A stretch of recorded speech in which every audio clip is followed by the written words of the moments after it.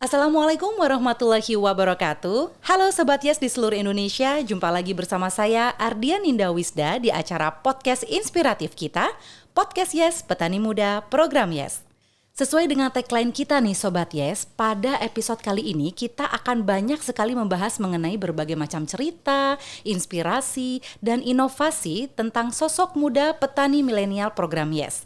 Dan untuk kali ini kita mendatangkan sosok petani muda asal Karawang, yaitu Kak Rifki Habibi. Prestasi Kak Habibi ini diantaranya dia berhasil menang melawan tengkulak untuk membantu kesejahteraan petani-petani kecil, dan juga dengan beragam informasi yang sudah Kak Habibi lakukan, dia berhasil dinobatkan menjadi salah satu Young Ambassador Agriculture Indonesia tahun 2024. Tonton sampai habis ya. Oke, Sobat Yes, kita akan sapa terlebih dahulu ya dengan Kak Habibi. Halo Kak Habibi. Halo Kak Wisda. Apa kabar nih? Alhamdulillah, luar Gimana biasa baik. perjalanan dari Karawang ke Jakarta? Macet gak? Penuh perjuangan. Penuh perjuangan ya, oke. Nah kalau aku nih ya mau tanya-tanya sebentar nih sama Kak Habibi ya. Aku tuh kan sempat ngelihat Instagram sosial medianya Kak Habibi nih. Berseliweran banget ya story WhatsApp-nya ya. Jadi kayaknya Kak Habibi ini sibuk banget gitu kan. Kalau boleh tahu nih, apa saja sih aktivitas Kak Habibi itu? Ini kan aku mendapat info kalau Kak Habibi ini berhasil melawan tengkulak, berjuang melawan tengkulak gitu ya. Apa yang menginspirasi Kak Habibi untuk melakukan itu sih? Sebenarnya dari kata tengkulak atau lawan tengkulak, sebenarnya tengkulak ini bahasa di sana ya, bahasa umum lah ya. Tapi pada prinsipnya tengkulak atau afiliator atau marketing afiliasi itu semuanya dalam arti kata sama-sama memasarkan hasil tani. Oke. Ya, bedanya hanya yang tengkulak berseliweran di para petani ini tengkulak yang keberapa gitu ya. Jadi emang tengkulak itu berlapis-lapis ya? ada A1, A2, A3. Oh, Ya, gitu. seperti informasi juga gitu. Jadi ya hasil harga di pasaran, misalnya harga cabai itu di pasaran 100.000, di petani kemungkinan sekitar 60.000 Per kilonya? per kilo, bahkan 50.000. Emang kalau dengan harga 60.000 itu nutup harga produksi nggak sih Kak Habibi? Untuk harga 60.000 per kilo itu sebenarnya nutup sih. Nutup ya? Cuman ekspektasinya kan memang di pertanian cabai ini dalam biaya operasional dan sebagainya banyak hama ya. Banyak hama dan sebagainya. Jadi ada biaya tak terduga juga. Jadi ya yang apalagi sektor cabai ini menjadi primadonanya bagi para petani muda untuk pendapatannya bagus nih di cabai gitu karena yang mereka harga tahu ya. iya, karena yang mereka tahu kan di masyarakat itu harganya tinggi banget kan. Siapa tahu kalau saya bertani cabai pasti untungnya gede banget nih gitu kan. Tapi ternyata kenyataannya nggak gitu ya. Ya penuh dengan perjuangan juga. Jadi Karena tengkulak ini ya.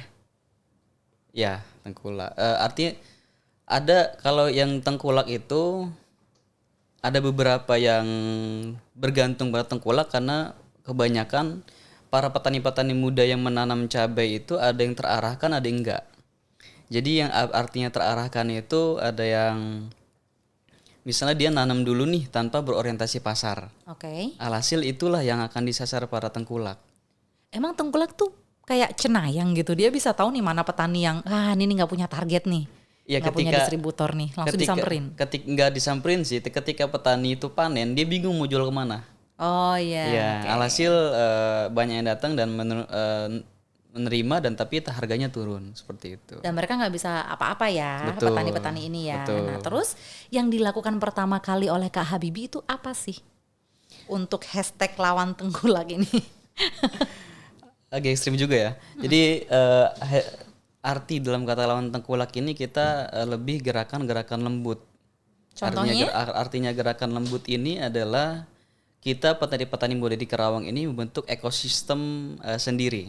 Oke. Artinya itu misalnya ini berawal dari pribadi ya, dari pribadi awal mula cabai itu kita di sekitar populasi cabainya 4.500 pohon ya. Panen pertama kali panen itu di Idul Fitri 2023 yang di lahan yang cukup luas, yang populasi segitu kita dihargai waktu itu turun sampai 17.000 per kilo. Per kilo? Per kilo. Itu cabe? Cabe. Aduh, Memang sampai waktu itu lagi murah ya.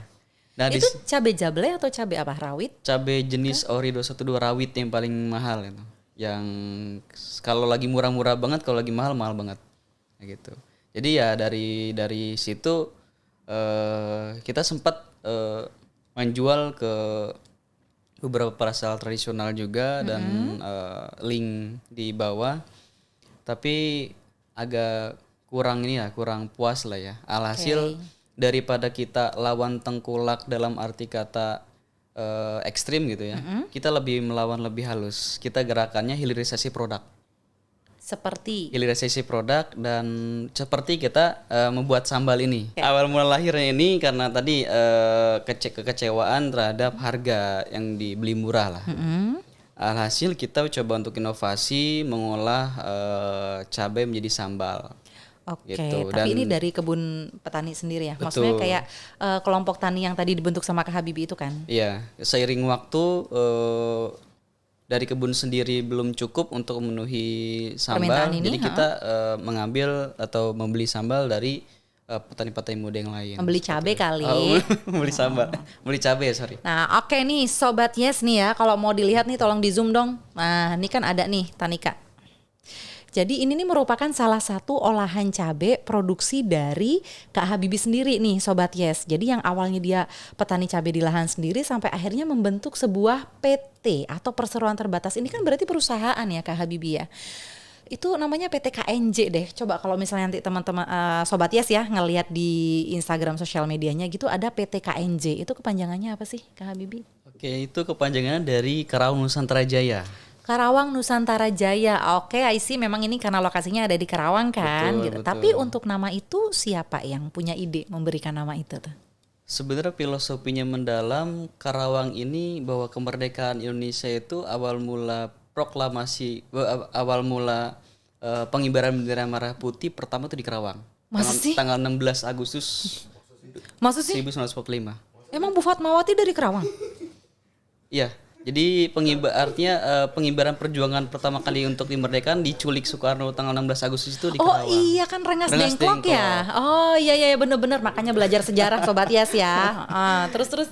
Jadi filosofinya bahwa insya Allah ke depan Indonesia jaya, Karawang juga bangkit, Indonesia juga jaya. Seperti artinya ada filosofinya bahwa kita ini ketika pembangunan Karawang makin masif, dari tol Japek 1, Japek 2, Kereta Wus dan sebagainya, Karawang akan menjadi kota metropolitan pendukung. Nah, kita filosofi PT inilah kita sebagai generasi muda Karawang itu jangan hanya jadi penonton. Jadi kita menjadi aktor baik itu dari sektor pertanian, manufaktur atau sektor yang lainnya itu berkiprah lah di wirausaha di Karawang sendiri. Gitu. Karena rugi banget ya kalau misalnya pemuda-pemuda Karawang ini tidak memanfaatkan letak geografis Karawang tuh yang sekarang udah strategis banget kan. Betul. Yaitu tadi kita ada tol Japek 1, Japek 2 semuanya lewat Karawang kan. Transit Wus juga di Karawang. Transit busnya juga di Karawang kan itu. Jadi ya iya sih emang harus berkembang ya. Jangan berarti kan nggak cuma pembangunan infrastrukturnya aja, tapi kan juga pertaniannya juga harus maju kan ya Kak Habibie ya. Kita harus siap juga SDM pertaniannya. Oke, nah kalau boleh tahu nih sekarang kita spill nih ya, Tanika Sambal ini pertama kali produksi itu berapa botol sih? Terus kemudian pemasarannya itu kemana? Tanika Sambal ini dulu awal mula kita produksi hanya 10 botol, nyoba-nyoba lah ke rekan. Akhirnya dari rekan ke teman ke teman, terus juga kita pemasaran ke ASN dan juga ke beberapa jaringan WhatsApp dan Instagram. Hingga berprosesnya waktu sampai sekarang pernah seminggu itu sampai 200 botol. Jadi sekarang 200 untuk satu bulannya sekitar 300 sampai 500 botolan. Wow. Itu kita belum maksimal pemasaran di e-commerce, baru di Instagram dan di WhatsApp. Dan baru tahun ini bulan ini kita baru expand ke e-commerce. Kalau boleh spill nih Kak Habibie, di harga berapa sih sambal Tanika ini? Kalau untuk sambal ini kita awal mula dulu di harga 35, cuman kita lihat prinsipnya diturun harga, yang penting lancar lah. Akhirnya sekarang kita fix di angka 25.000 per botol. Oke, untuk 25.000. yang botol ini. Tapi kalau yang botol premium yang untuk hampers kita di angka 30.000. Ini yang itu 150 gram ya? Ya, botol, Emang ada yang lebih gede? botol kaca. Oh, botol Ya, kaca. yang Berarti buat, lebih gede lagi dia gramnya. 200 gram ada tetap nggak? sama 150 Oh, gram. 150. Oh, cuman karena memang dari segi packaging dia lebih oke Lebih ya, premium. lebih premium ya. Itu pernah nggak ada order paling jauh kemana gitu? Mungkin ke Arab Saudi mungkin? Sejauh ini masih di Pulau Jawa dan Bangka Belitung ya. Oke. Nah, jadi belum ke luar yang jauh. Pernah ke Blitar, ke Tegal, ke Yogyakarta gitu. Karena memang ini ya, dia kan nggak pakai bahan pengawet sama sekali ya. Tidak. Tahan berapa hari sih Kak Habibie dia kalau di suhu ruangan? Untuk saat ini di suhu ruangan baru 2 minggu. 2 minggu. Tapi kalau di kulkas bisa 3 minggu lebih. Seperti itu. Oke. Nah, kira-kira nih tantangan apa yang Kak Habibie pernah hadapin ya terkait lawan tengkulak dengan membuat sambal ini, akhirnya mengolah cabai-cabai itu tadi. Tapi gini, kalau misalnya aku mau tanya dulu deh, setelah Kak Habibie ini memproduksi sambal ini, apakah petani-petani kelompok tani Kak Habibie tadi itu pemuda Kerawang apa tadi? Pemuda Tani Kerawang. Pemuda Tani Kerawang itu masih ya ada yang jual cabai mentah ke pasar atau mungkin kemana gitu, masih ada? Atau semuanya murni hanya untuk produksi ini, sambal ini? Untuk kejual ke pasar masih ada. Karena kita juga kan untuk produksi sambal ini insya Allah ya kita lagi ngurus perizinan dan insya Allah untuk target 2025 bisa ada mini factory untuk Wah. sambalnya agar dan juga kita orientasi ke ekspor. Jadi nggak hanya sambal, nanti ada chili oil, terus ada chili powder. Jadi lebih ke sana arahnya agar kita menjadi off taker dari petani-petani cabai di Kerawang. Jadi buyernya petani cabai di Kerawang Sudah Sambal tersegmen Tanika ya? gitu. Oh, Tapi oke. saat ini selain ke Sambal Tanika juga teman-teman itu menjual ada yang ke outlet kayak ayam geprek dan sebagainya atau pasar tradisional masih berjalan gitu. Kayaknya memang lebih langsung dapat ke tempat-tempat seperti itu ya daripada ke tengkulakan. Maksudnya kalau mereka jual ke outlet ayam geprek atau kemana tuh mereka akan dapat harga end user kan? Betul. Jadi ya kita petani muda ini sedang berikhtiar untuk artinya A1 ke buyer seperti itu. Jadi kita ini menerapkan sistem closed loop juga. Mengkampanyekan sistem closed loop. Artinya closed loop itu petani dan buyer itu langsung berhubungan dan bisnis matching lah. Seperti itu. Baik itu buyernya kebutuhannya banyak ataupun sedikit seperti itu. Aku tertarik nih Kak Habibie sama istilah pemuda tani Kerawang. Itu dibentuknya dari tahun berapa sih? Pemuda Tani Kerawang kita aktif itu mulai tahun 2022. Berarti baru 2 tahun ya? Baru 2 tahun. Untuk anggotanya tuh awal-awal dibentuk itu memang cuman karena pertemanan biasa aja ya? Nah, Kak Habibie nih sama teman SD, teman SMP gitu atau sama tetangga-tetangga gitu nggak sih?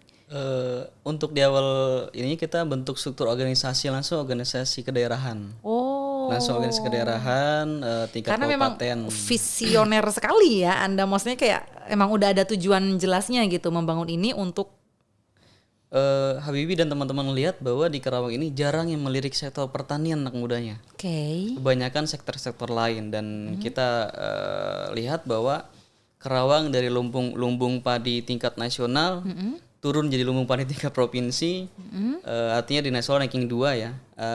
Jadi ada kekhawatiran ke depan kalau Kerawang semakin maju, lahan semakin berkurang habis. ya. Dan ada tantangan yang paling mengerikan lagi, SDM pertaniannya juga terbatas gitu. Jadi kita mengarah ya udah kita coba untuk bergerak di regenerasi petani dan mendukung ketahanan pangan dari gerakan-gerakan wirausaha tani. Tapi anggotanya Pemuda Tani Kerawang itu apakah semuanya petani cabai, Kak Habibie? Enggak, kita dari berbagai sektor semua ada. Ada yang dari sektor tanaman pangan padi, ada yang perkebunan, ada yang peternakan, perikanan gitu. Untuk jadi anggota Pemuda Tani Kerawang nih, ada batasan usia nggak? Di bawah 45. Sama seperti kita Sobat Yes ya, di bawah 39 kalau kita kan. Oh, di bawah 45. Oke, jadi mungkin kalau generasi kolonialnya nggak diterima ya, misalnya ada kakek-kakek gitu. Nah, saya mau gabung pemuda tani Kerawang gitu. Nggak bisa kek gitu. Kita jadikan penasehat. Oke, baik. Sangat menghormati orang tua sekali ya. Nah, lanjut nih Kak Habibie. Kan tahun 2024 ini Kak Habibie itu dinobatkan menjadi Young Ambassador Agriculture Indonesia 2024 kan oleh Kementerian Pertanian. Awal mula Kak Habibie tahu informasi Young Ambassador itu dari mana ya? Oke. Awal mula Young Ambassador itu dari Instagram.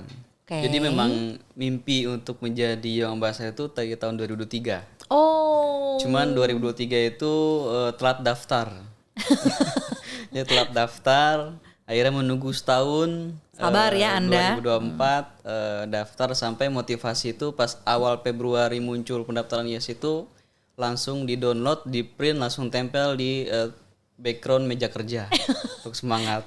Okay. Sampai ngurus-ngurus bikin video dan administrasi semua kita tempuh sampai akhirnya lolos bootcamp dan grand final ya suatu hal ya bersyukurlah menjadi Young Ambassador di Agriculture di Kementerian Pertanian. Oke, tentunya nih setelah Kak Habibie dinobatkan menjadi Young Ambassador itu, Kak Habibie sudah melakukan pendekatan-pendekatan kepada kayak dinas-dinas dan pemerintah kayak gitu nggak sih?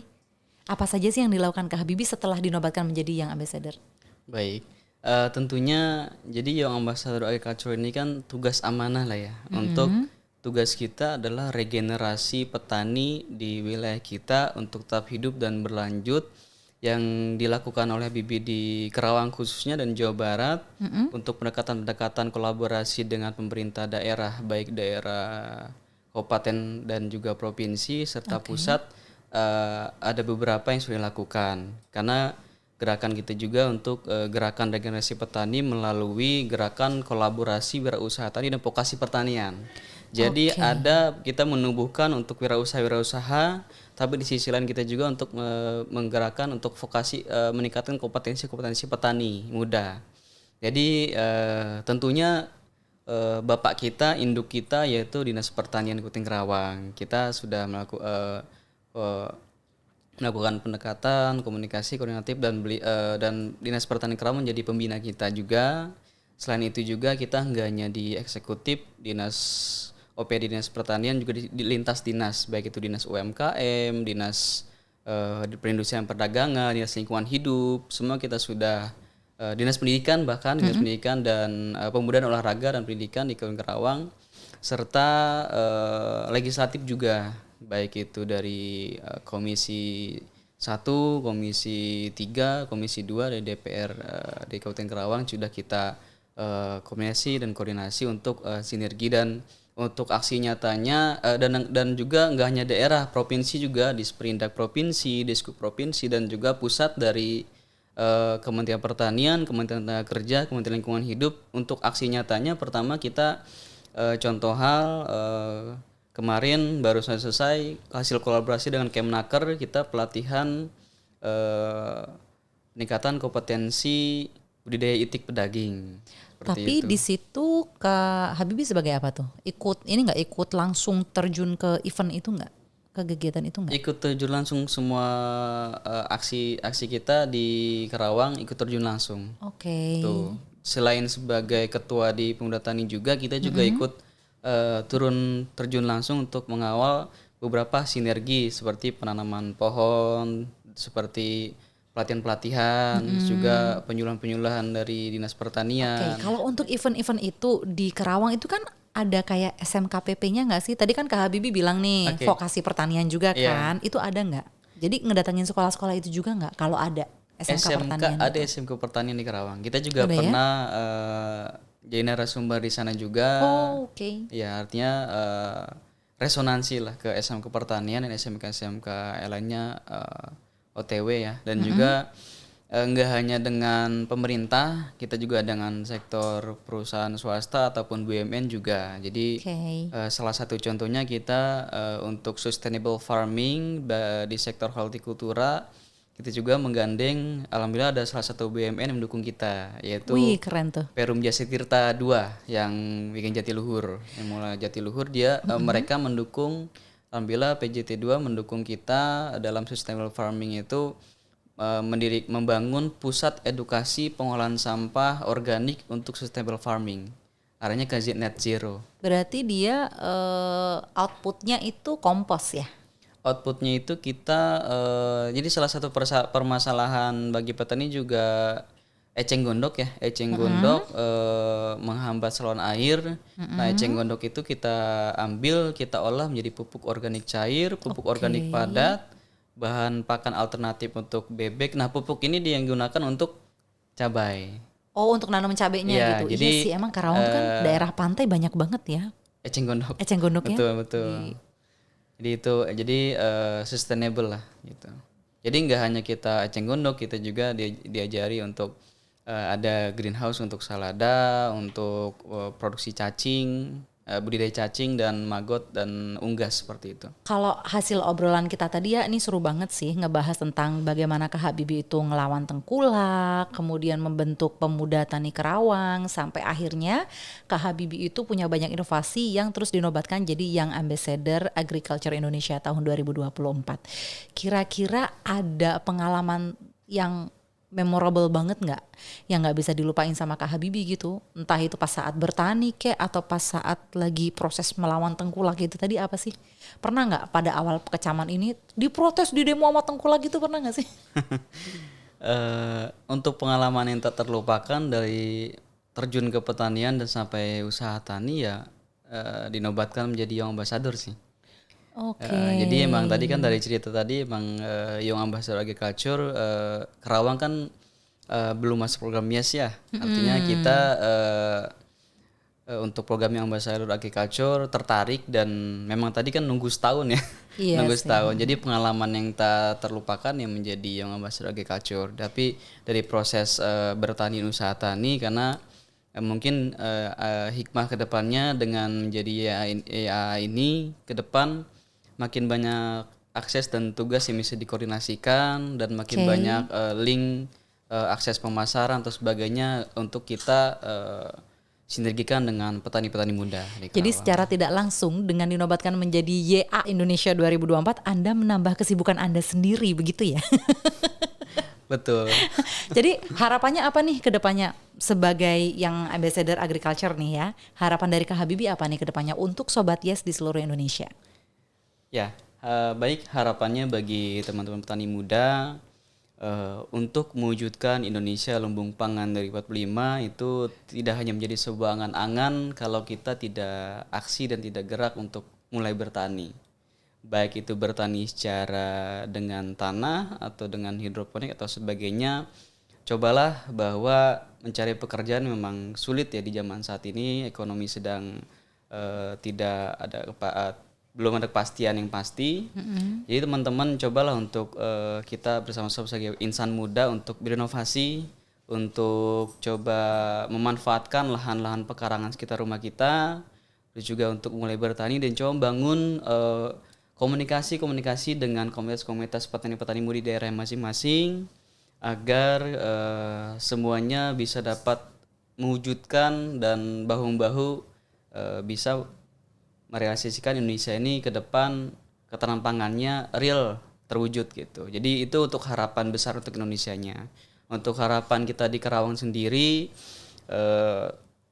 semoga ke depannya sektor pertanian ini baik di Indonesia ataupun Kerawang atau Jawa Barat, kita masing-masing berkelanjutan, pemerintah dan semuanya ada grand design untuk petani-petani muda agar dari pusat, provinsi dan daerah pun program-program regenerasi petani itu berkesinambungan, berkelanjutan. Jadi tidak hanya sebatas program, tapi tidak hanya sebatas program pelatihan, tapi harus ada kedepannya itu pusat-pusat inkubasi usaha. Pusat-pusat inkubasi usaha yang berbasisnya kedaerahan lah ya. Artinya kalau Kementerian Pertanian tidak bisa bergerak sendiri. Kementerian Pertanian harus dibantu, didukung oleh pemerintah daerah dan provinsi masing-masing dari baik itu dari segi regulasi ataupun dari segi dukungan yang berkelanjutan, program dan sebagainya agar petani-petani muda ini tertarik ke pertanian. Sejauh ini kan petani muda belum tertarik ke pertanian, banyak kan alasannya memberikan bahwa belum ada kepastian penghasilan. Oke. Itu untuk adanya kepastian penghasilan harusnya terciptalah sistem closed loop, artinya pemasaran hasil taninya sudah terarahkan oleh pemerintah, oleh perusahaan swasta, duduk bareng, adanya pusat inkubasi usaha di setiap daerah seperti itu. Bil khusus di Karawang kita juga sedang bergerak baik itu dari sektor peternakan, hortikultur, tanaman pangan, kita mencoba untuk menciptakan sistem-sistem kemitraan terintegrasi dengan pasar seperti itu. Dan tidak hanya petani muda yang mandiri bergerak, pemerintah juga ikut andil terus serta mendukung kegiatan-kegiatan kolaborasi usaha petani muda. Jadi kalau hanya dilatih tanpa diarahkan ini pasarnya kemana, tanpa diarahkan perizinannya bagaimana dan sebagainya, kegiatan inkubasi usahanya belum diarahkan. Jadi petani muda pun yang tadinya tertarik akan mental beralih ke sektor lain, jadi buruh lagi dan sebagainya. Karena mereka nggak merasa nggak diperhatiin. Betul. Artinya dengan masuknya Young Ambassador Agriculture sangat bermanfaat untuk kita akses koordinasi dan komunikasi dengan Kementerian Pertanian, dengan pemerintah daerah, baik itu provinsi ataupun daerah, berjalan seperti itu. Oke, tapi nih by the way Kak Habibie, aku kan dari tadi ngelihat botol sambal nih.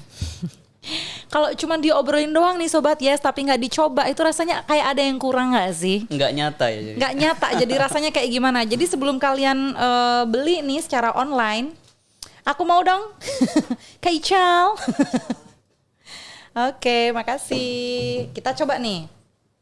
Sobat Yes nih, ini sambal cumi dari Tanika ya. Kita coba, kita buka. Mendadak Wisda jadi vlogger kuliner. Di sini. Ini aku singkirin dulu ya. Boleh, apa ya. Emang ini variasinya baru sambal cumi aja ya? Dulu kita sempat ada sambal bawang original, sambal cumi, sambal teri. Tapi karena berjalan waktu yang sering dibeli banyak sambal cumi, jadi kita fokus ke satu dulu. Oke, berarti sambal teri, sambal cumi sama? Sambal original bawang. Original bawang. Padahal kayaknya original bawang tuh yang di Surabaya ada brand terkenal, mereka terkenal sama sambal bawangnya kan ya? Betul. Berarti ini mau menyaingi yang itu juga ya? Part of. Ada level-levelnya nggak sih ini? Belum, kita masih level standar, tapi standar pun pedas ya. Standar ini kayaknya pedas karena cabenya cabai rawit yang itu tadi ya, Betul. yang versinya lebih bagus ya. Kita coba ya. Sama cumi juga kayaknya. Ada cuminya ada ini, benar-benar ada cuminya. Kita coba. Cuminya banyak kelebihannya. Apa kelebihan cumi? Nah, Coba spill padaku. Maksudnya cuminya banyak gitu ya. Oh.